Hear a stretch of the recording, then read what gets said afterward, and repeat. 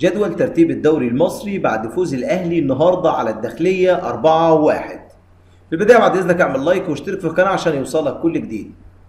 في المركز الأول بيراميدز برصيد 65 نقطة، في المركز الثاني الأهلي برصيد 54 نقطة، في المركز الثالث المصري البورسعيدي برصيد 48 نقطة، في المركز الرابع فيوتشر برصيد 44 نقطة، في المركز الخامس إنبي برصيد 42 نقطة، في المركز السادس زد برصيد 41 نقطة، في المركز السابع سيراميكا كيلوباترا برصيد 40 نقطة، في المركز الثامن سموحة برصيد 39 نقطة، في المركز التاسع الزمالك برصيد 38 نقطة، في المركز العاشر الاتحاد السكندري برصيد 38 نقطة، في المركز ال11 طلائع الجيش برصيد 35 نقطة، في المركز